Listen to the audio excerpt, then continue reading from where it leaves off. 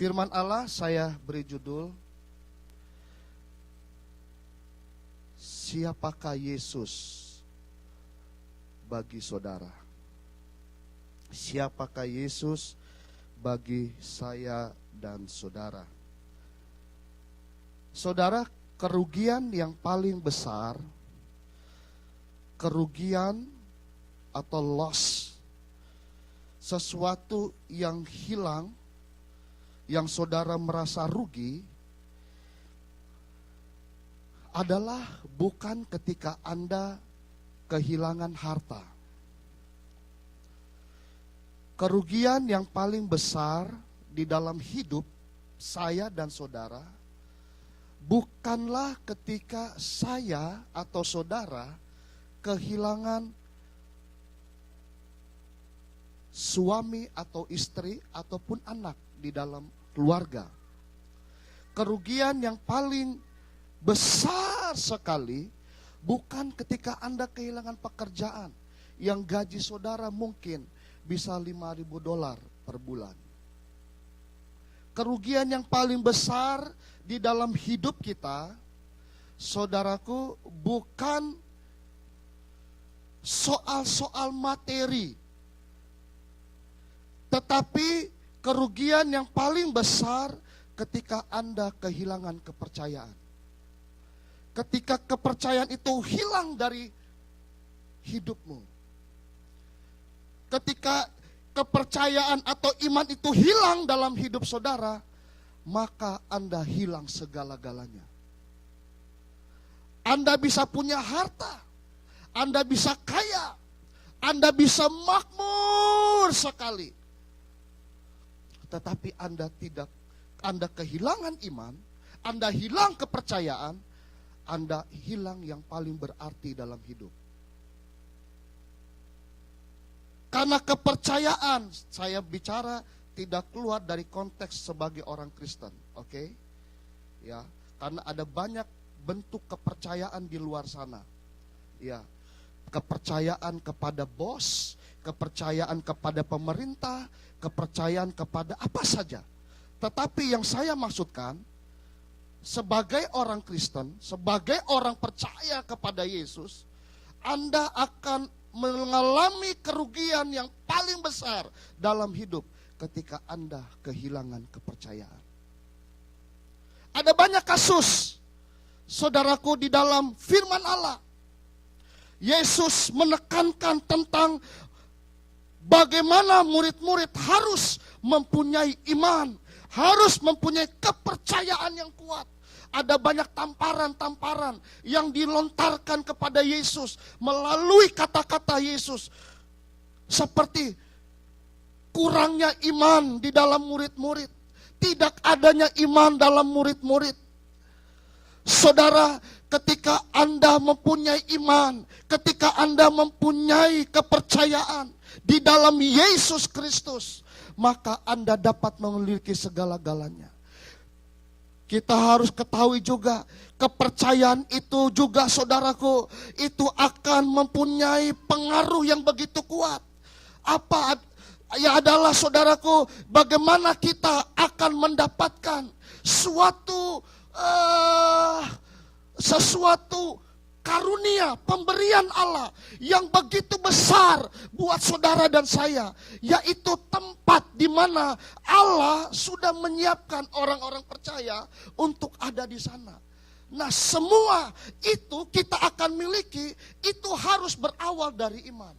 Kita harus mempunyai kepercayaan, kita harus mempunyai iman. Tanpa iman kita tidak mungkin bisa dapat lihat Bapa di sorga. Tanpa kepercayaan tidak mungkin kita dapat melihat sorga. Tidak mungkin, karena itu sudah harga mati, sudah mutlak. Firman Allah memberikan pedoman buat Anda dan saya, bahwa untuk melihat sorga kita harus mempunyai iman dan pengharapan yang kuat. Nah, seperti saya katakan tadi, kalau kita hilang kepercayaan, kepercayaan itu tidak ada dalam hati kita, maka saudaraku kita akan mengalami kerugian. Kalau saudara mulai bertanya sekarang, apakah hari-hari ini saya mengalami kerugian? Saudara, sebagai orang Kristen, untuk mencapai sesuatu, untuk mencapai cita-cita, untuk mencapai berkat yang kita rindukan, firman Allah mengajarkan kita harus percaya. Bangun kepercayaan kita kepada Tuhan. Itu syarat mutlak. Itu syarat yang paling mendasar. Kita harus menaruh pengharapan sepenuhnya kepada Tuhan. No matter what, sekalipun Anda digoncangkan seperti apa, sampai Anda jungkir balik sekalipun, tetapi Anda tetap menaruh kepercayaan kepada Yesus, Anda akan melihat hasil dan menikmati hasil yang apa yang Anda percayai selama Anda bergumul. Amin. Nah, saudara, kita melihat ada satu kisah di sini yang menarik perhatian kita. Kisah ini Yesus sebenarnya, sebentar kita akan melihat cerita ini tidak hanya bisa dibaca sepotong saja, tapi dia harus dilatar belakangi dengan cerita-cerita yang sebelumnya, yang di atas. Tapi kita ingin lihat ayat 13. Saudara, kisah ini menarik saya kenapa? Yesus membawa murid-murid ke suatu daerah. Daerah ini di daerah Kaisarea Filipi. Saudaraku, Kaisarea Filipi ini cukup jauh. Saudara tahu nggak? Jauhnya berapa jauh? Dari Yerusalem. 120 mil. Yesus bawa murid-murid ke Kaisarea Filipi. 120 mil, saudaraku, dia ingin memperlihatkan sesuatu kepada murid-murid. Apa yang ingin diperlihatkan oleh Yesus? Yaitu, saudaraku, pada saat itu di Kaisarea Filipi itu banyak penyembahan berhala. Banyak tempat-tempat, saudaraku, bait-bait Allah, bait-bait ilah. Orang-orang membangun kepercayaannya kepada manusia. Orang-orang khususnya di sana yang paling terkenal membangun kepercayaan kepada seorang Kaisar Agustus. Mereka membangun imannya kepada Kaisar Agustus pada saat itu. Nah, saudaraku, Yesus bawa ke sana murid-murid. Yesus di dalam perjalanan, Yesus ingin bertanya kepada murid-murid. Dan juga saya lihat di sini ada orang banyak juga. Bertanya. Yesus bertanya begini, menurut orang, siapa aku ini?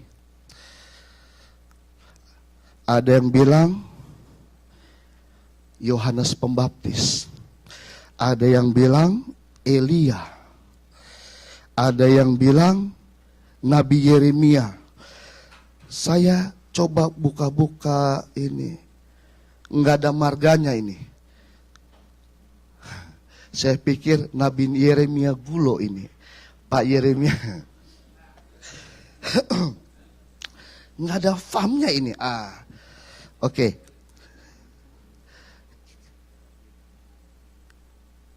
Tidak ada yang tepat.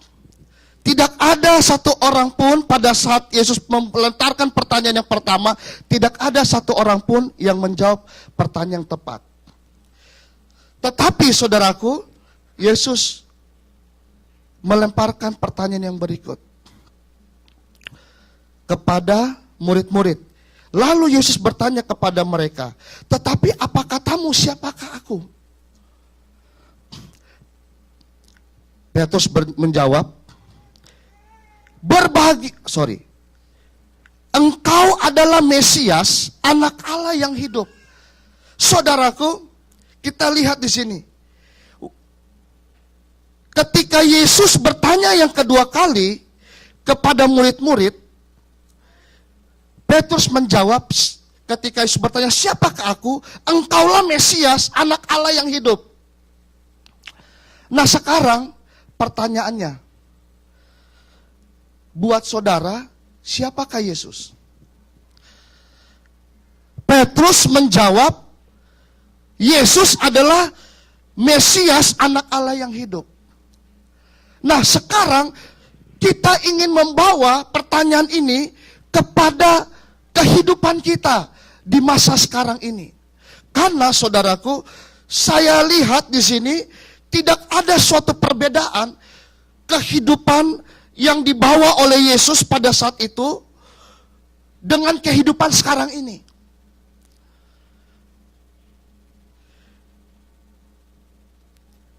Di sana, di Filipi Kaisarea, ada banyak, saudaraku, kehidupan yang begitu menggoda kepercayaan.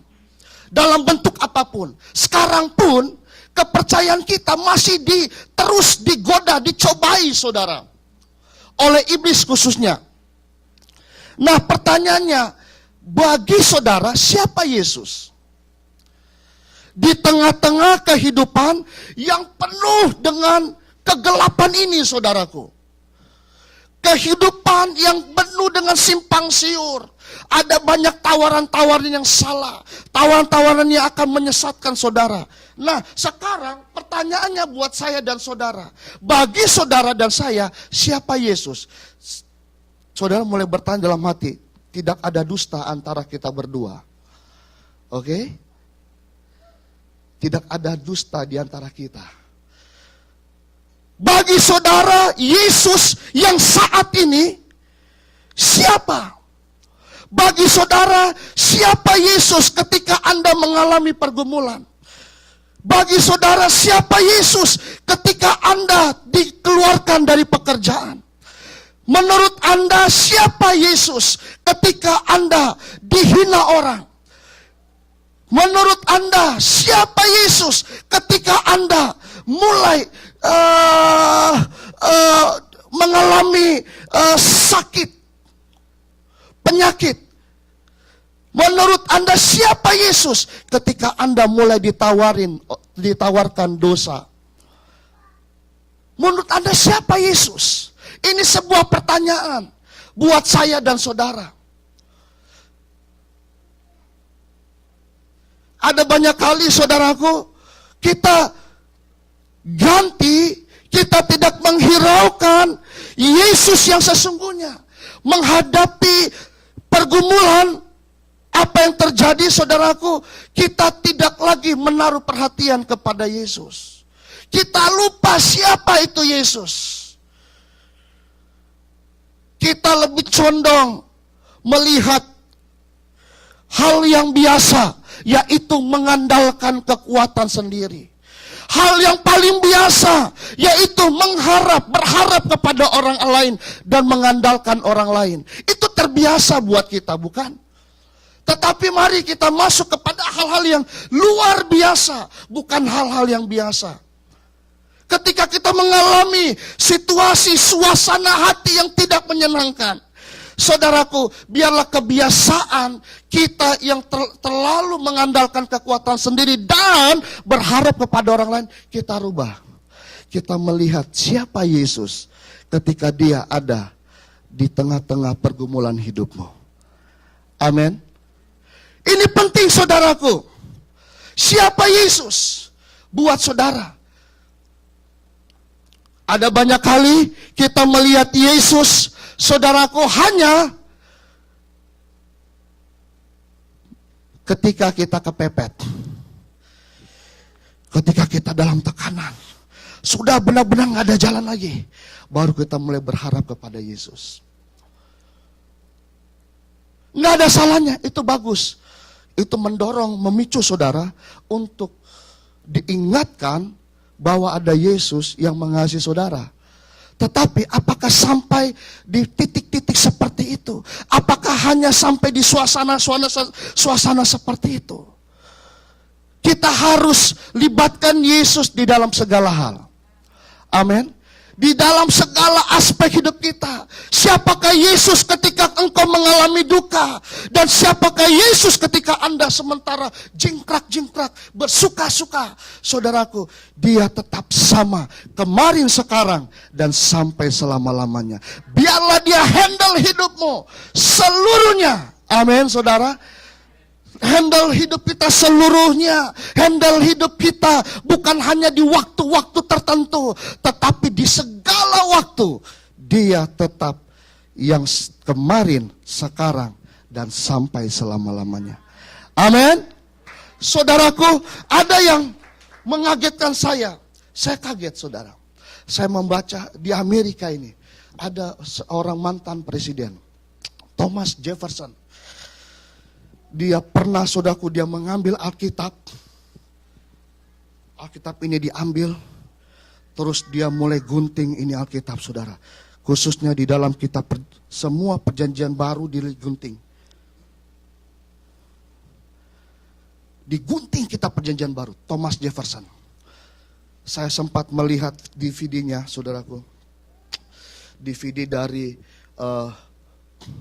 ini juga yang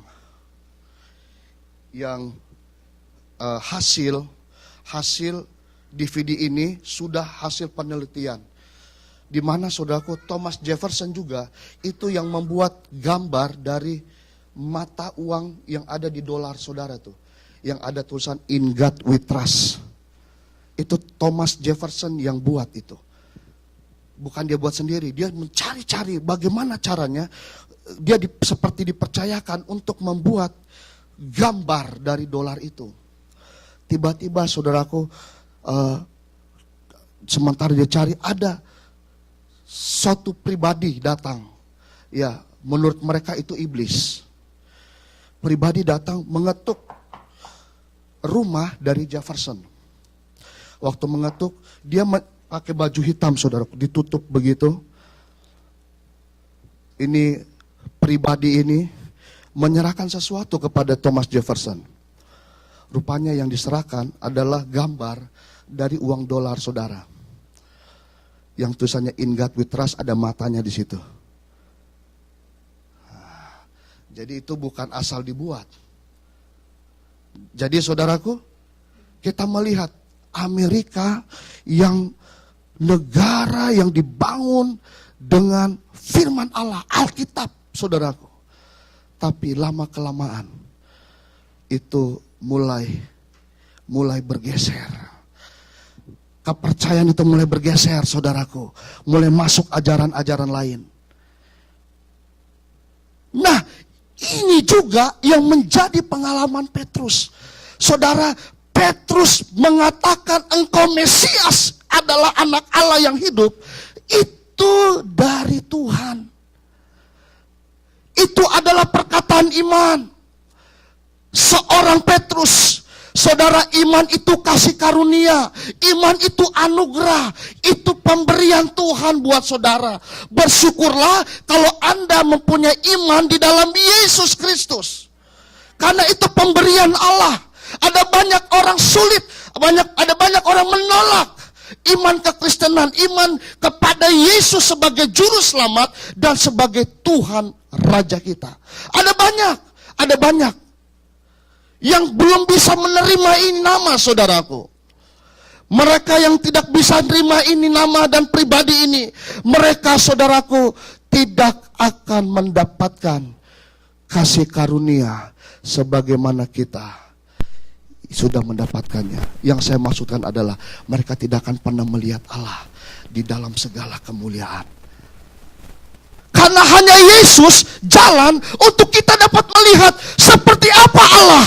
Seperti apa Allah yang penuh dengan kemuliaan. Yesuslah jalan untuk kita melihat kemuliaan Allah. Yesus jalan untuk kita dapat melihat kemuliaan sorga. Yang kata orang sorga itu ada di bawah telapak kaki ibu. Enggak, itu bohong.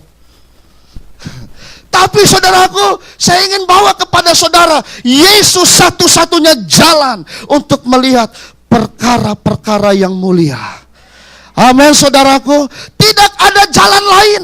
Tidak ada dengan cara apapun. Hanya Dia. Amin. Nah, saudara, Petrus mendapatkan kasih karunia. Coba saudara baca 17. Iman pun Tuhan berikan kepada Petrus. Kenapa saudara? Saya mulai melihat pada saat itu Petrus dalam keadaan lemah. Lemah sekali saudara. Saya melihat di dalam keadaan lemah. Dia ganti perkara-perkara rohani dengan perkara-perkara materi. Dia abaikan Yesus. Dia mulai memusatkan, saudaraku, kepentingannya kepada hal-hal yang badani, yang fisik, yang materi. Kita lihat, boleh saudara, boleh siapa? Stephen, Matius pasal yang ke-16 ayat pertama. Kita ingin baca, oke? Di sini saudara kisahnya. Oleh sebab itu, Petrus dia dapat berkata seperti itu, dia dalam keadaan yang lemah kepercayaannya. Kurang sekali saudaraku. Akhirnya apa yang terjadi? Bapa Sorgawi memberikan kasih karunia kepada Petrus. Untuk dia dapat percaya bahwa Yesus adalah anak Allah yang hidup. Kita lihat. Nggak bisa lepas ini cerita dengan bagian-bagian di atas. Kemudian, ini Matius 16 ayat 1. Kemudian datanglah orang-orang Farisi dan Saduki hendak mencobai Yesus. Mencobai, oke saudara. Mereka meminta supaya ia memperlihatkan suatu tanda dari surga kepada mereka. Yang kedua, tetapi jawab Yesus, pada petang hari karena langit merah, kamu berkata hari akan cerah. Terus, dan pada pagi hari karena langit merah dan redup, kamu berkata hari buruk. Rupa langit kamu tahu membedakannya, tetapi tanda-tanda zaman tidak. Tuhan tidak berikan kepada orang fasik.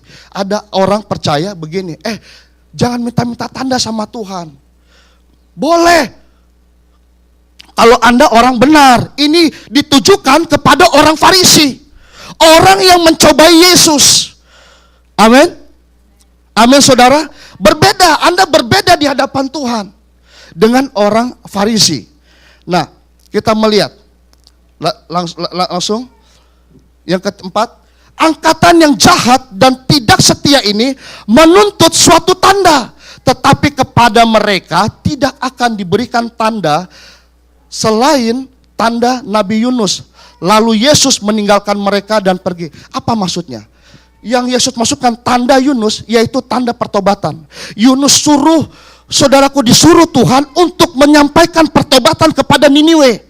Jadi yang dimaksudkan oleh Yesus tidak akan pernah berikan tanda kepada orang Farisi, orang Saduki yang mencobai Yesus. Yang mereka harus ingat, mereka harus bertobat. Begitu, amin. Saudara nangkep? Oke. Nah, sekarang kita lihat saudaraku. Dari cerita ini terjadi sesuatu di dalam pikiran murid-murid. Hati-hati saudaraku dengan saudara bercerita kepada teman-teman saudara. Ya, gereja ini bisa hancur karena mulut saudara yang menceritakan kekurangan orang lain dan mereka tersinggung dan keluar. Karena ini sangat mempengaruhi saudara. Sangat-sangat mempengaruhi. Kalau Anda menceritakan kejelekan orang lain, kekurangan orang lain, maka tanpa Anda sadari, walaupun orang itu saat itu cuma cuek, tetapi dia akan tertanam terus. Satu waktu ada sesuatu, sebenarnya tidak ada masalah dengan orang yang pernah diomongin, itu akan muncul di permukaan. Oh iya benar kata si A, benar si ini begini. Nggak boleh begitu. Oke saudara? Tidak boleh saudara, kita di dalam jemaat kita tidak boleh menjelekkan orang lain. Menjelekkan kami hamba Tuhan, menjelekkan para pelayan-pelayan. Kita harus bersatu. Anda harus bisa bercermin. Anda harus bisa melihat dirimu. Apa yang harus dibangun dalam diri saya. Jangan pikirkan orang lain, pikirkan hidupmu. Amin. Hidupmu perlu dibangun. Engkau perlu bertobat. Imanmu perlu dipertajam. Imanmu perlu dibangun. Sudahkah itu terjadi? Nah, kasus ini Itu terjadi. Padahal Yesus, Allah, ini Allah, saudaraku, ada di hadapan mereka. Sebelum ayat ini muncul, perikop ini muncul, ada suatu mujizat yang diperlihatkan Yesus. Yesus memberikan makan kepada 4.000 orang. Cuma 7 roti dan ikan-ikan. Itu menurut kitab Matius.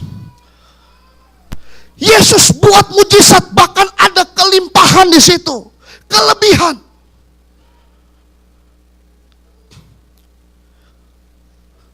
Nah, Yesus perlihatkan mujizat yang hebat kepada murid-murid. Waduh, saudaraku. Dahsyat sekali, memberi makan 4.000 orang. Ini luar biasa, saudara. Dengan 7 roti dan ikan-ikan, tidak ditulis oleh Matius. Ini buat saya mujizat paling hebat. Luar biasa. Tetapi, lihat saudaraku, setelah mujizat, apa yang terjadi? Saya ingin katakan kepada saudara, ada banyak orang Kristen mengiring Yesus, menjadi Kristen hanya mau berkatnya, hanya mau mujizatnya. Anda keliru sekali. Saya ingin bilang sama saudara, berkat yang Anda terima, mujizat yang Anda terima, maaf saudara, itu tidak membangun iman saudara. Saya suka pergi KKR. Di Indonesia saya suka pergi KKR, saudaraku. Di Senayan saya pergi, saudara. Saya cari, saudaraku. Seminar-seminar saya pergi. Tetapi, saudaraku, sebenarnya Allah sementara kejar saudara, Allah menuntut saudara, setelah kita keluar KKR, setelah kita mendapatkan mujizat, menerima berkat, what's next? Apa selanjutnya? Nah, Anda butuh membangun iman kita. Amin. Kita perlu membangun iman. Kita perlu membangun kepercayaan, saudaraku. Karena kalau Anda tidak membangun kepercayaan, firman Allah berkata, iman saudara akan menjadi kematian. Anda dead, mati. Anda harus menghidupkan iman saudara. Iman yang hidup inilah iman yang akan membawa masuk Anda ke dalam kerajaan surga. Tetapi kalau Anda tidak bisa menghidupkan iman saudara, sia-sia. Dengan apa Anda hidupkan iman saudara? Iman timbul dari pendengaran. Pendengaran oleh firman Tuhan. Jadi saudaraku, waktu di KKR, waktu di gereja hanya dibutuhkan 1,5 jam, 2 jam. Setelah itu Anda bukan keluar dari tempat ini cuci tangan. That's it, yang penting saya sudah ikut ibadah. No, it's not enough for you. You have to build your faith. Amin, saudara. Harus, tidak bisa enggak. Mau enggak mau Anda harus ada di dalamnya. Kalau Anda orang Kristen, Anda harus. Kalau tidak, saudaraku, Wahyu berkata, engkau hidupmu tidak panas dan tidak dingin. Allah akan muntahkan engkau. Nah, kita melihat, saya bukan nakut-nakuti saudara, tapi iman harus dibangun. Ada banyak orang Kristen yang pakai label Kristen, tetapi saudaraku imannya tidak pernah dibangun. Kita perlu bangun iman. Amin, saudara. Nah, kita lihat ini kisah. Habis lihat mujizat, saudaraku. Contohnya nih, Pendeta Benny Hinn, Reinhard Bonnke, Gilbert Lumondong selesai buat mujizat, saudaraku. What was happen? Kita lihat. Ada orang yang mencoba Yesus, mereka termakan dengan pencobaan itu. Lihat. Yang berikut. 16 ayat 5. Pada waktu murid-murid Yesus menyeberang danau, mereka lupa membawa roti. Ini urusan peyut. Materi, saudara. Berikut. Ayat 6. Yesus berkata kepada mereka, berjaga-jagalah dan waspadalah terhadap ragi orang Farisi dan Saduki. Ragi ini berbicara doktrin, ada ayatnya. Pengajaran orang belum. Pengajaran orang Farisi dan Saduki. Nah, yang dimasukkan Yesus apa sih? Yang baru mereka lihat tadi.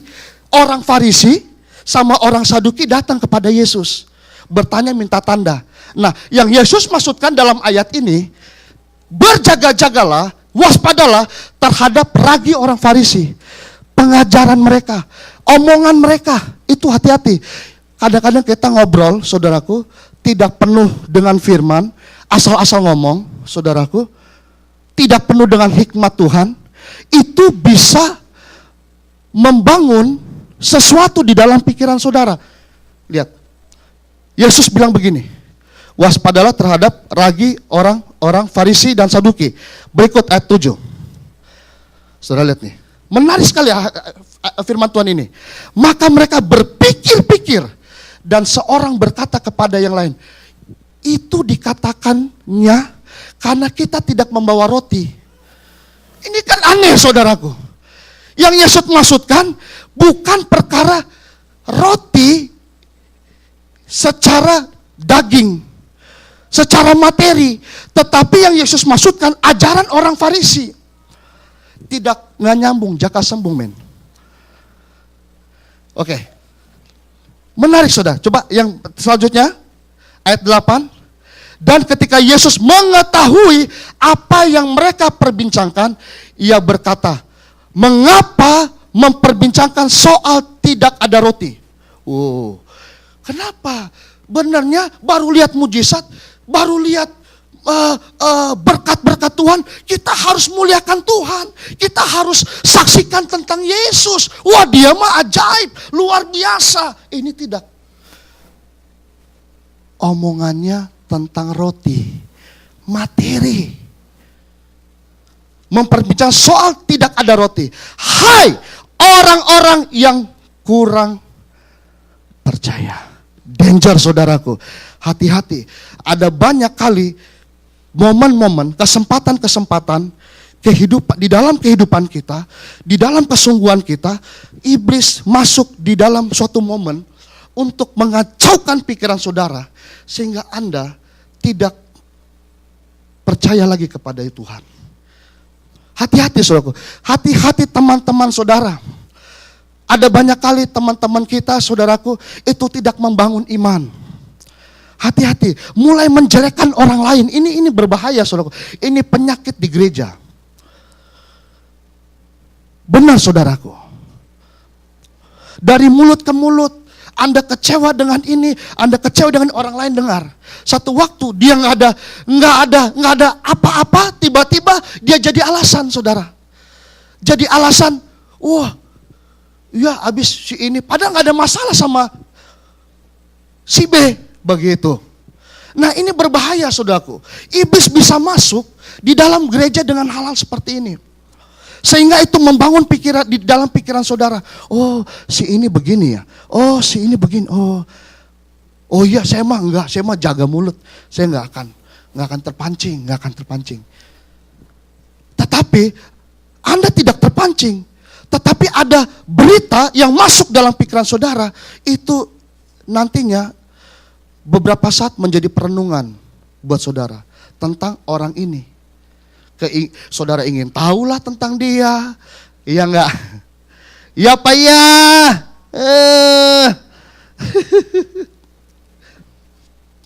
Nah, saudaraku, hati-hati. Hati-hati, ini biasanya ibu-ibu kalau lagi capek di rumah.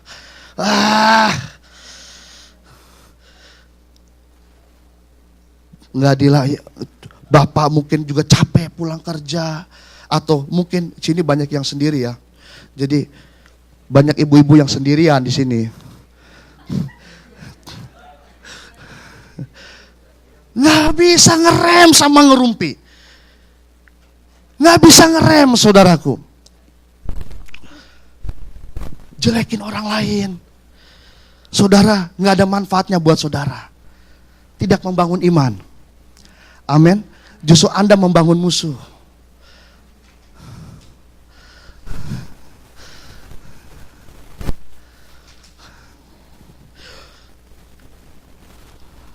Aduh, memang sih secara jujur saya baru terima berita-berita yang nggak enak di telinga ini, saudara. Tapi yang apa-apa ini berkat buat saudara. Amin. Anda harus berubah. Amin saudara. Hati-hati. Hati-hati, jangan sampai saudaraku kalau ada yang mulut-mulut, aduh, udahlah tinggalin aja lah. Jangan nimbrung lah. Amin. Jelekin sesama jemaat nggak perlu saudaraku.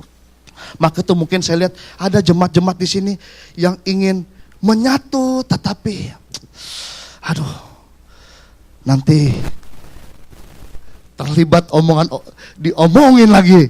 Saudara, suka ingin bersama-sama. Saya melihat ada jemaat punya potensi, ingin ikut ini, tetapi seperti jaga-jaga saudara.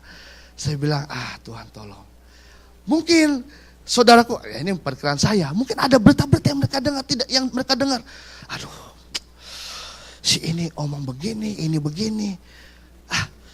Lebih baik humanisme, maksudnya lebih menyendirilah, tidak mau bersosialisasi, contohnya begitu. Nah, mungkin soal-soal itu saudaraku, kita tidak tahu. Iya nggak saudara? Iya apa iya?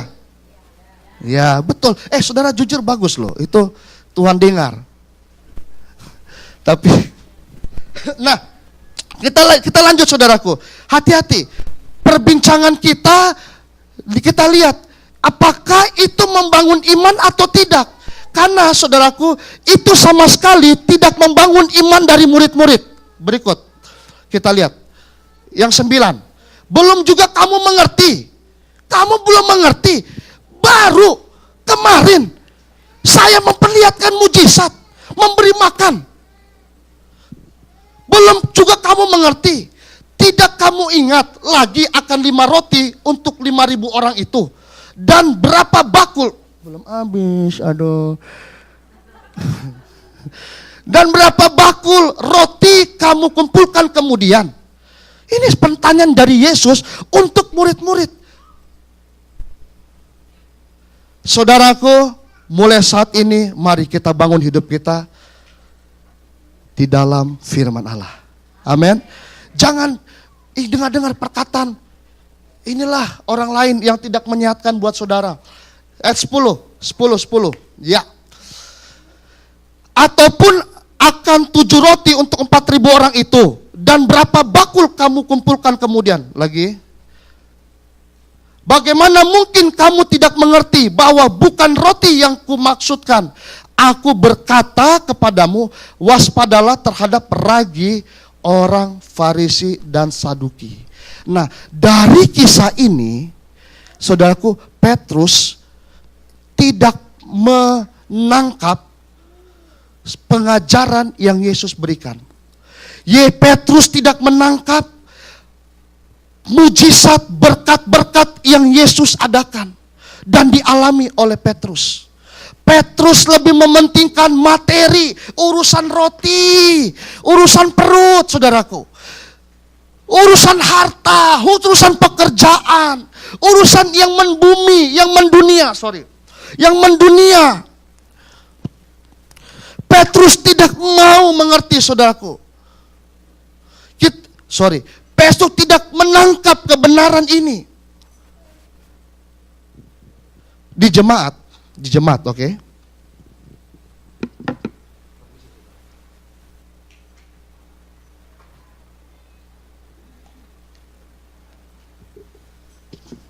Karena saya gembala, saya melihat ada jemaat yang bergumul dengan pergumulan hidup. Ada yang segera mendapatkan jawaban, ada yang lama mendapatkan jawaban. Itu tergantung, saudaraku.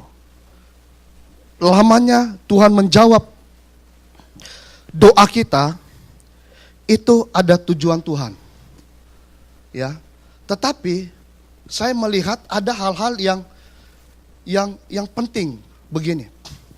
Contohnya di dalam contoh, mencari pekerjaan. Saya melihat ada jemaat yang mencari pekerjaan itu dia cari dengan doa. Dia cari dengan bergumul, saudaraku. Dia cari dengan percaya percaya kepada Tuhan. Bahkan dia puasa untuk itu. Ada saudaraku. Nah, ada jemaat juga, jemaat yang mencari pekerjaan, saudaraku. Wah, karena memang dia ahli, pintar, cakapan. Itu tidak masalah, saudaraku. Dia beriman, dia percaya Yesus pasti tolong. Tetapi ada kebanyakan mereka mengandalkan kekuatan sendiri. Saya bisa, saya mampu, saya ini. Itu keluar dari anugerah. Itu keluar dari kasih karunia. Saya melihat itu. Nggak apa-apa karena saya seorang gembala. Saya perlu membangun dan mengencourage iman saudara. Amin. Ya saudaraku.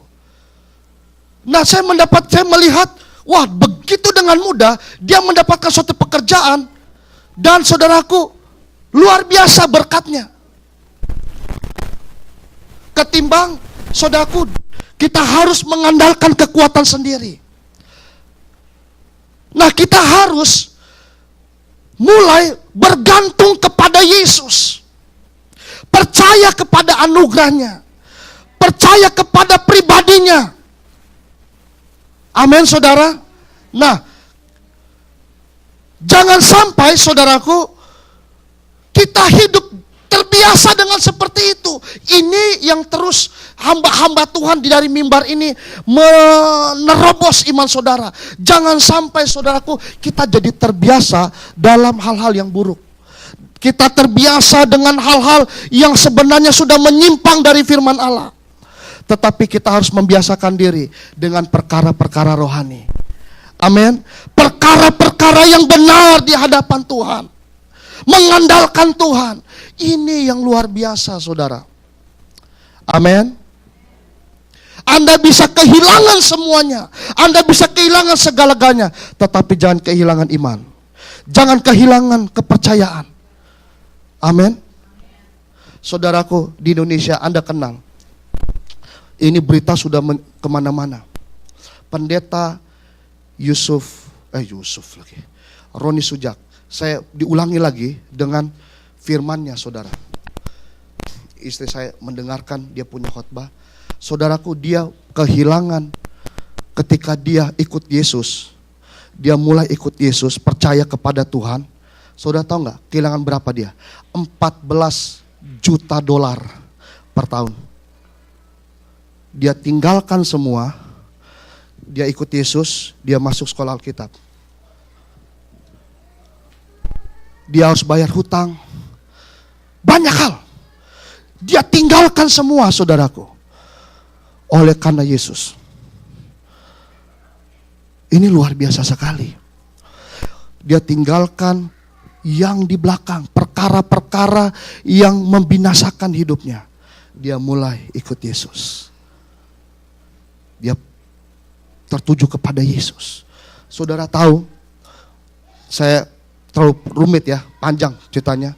Dia pernah hutang sama pembantunya 35 juta. Dulu dia kasih pembantunya besar sekali.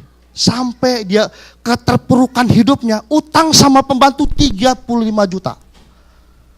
Seorang pendeta, yang sekarang sudah pendeta luar biasa dipakai Tuhan. 35 yang sebelumnya penghasilan 14 juta hilang dan ngutang lagi sama pembantu rumah tangga 35 juta. Saudara bayangkan.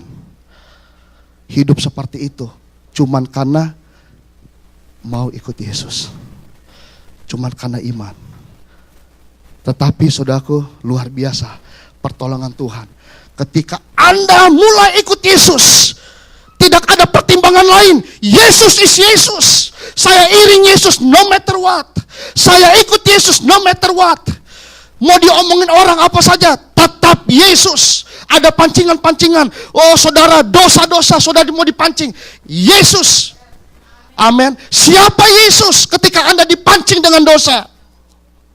Amin. Ini penting sekali saudara. Akhirnya saudaraku, semua beban terlepaskan.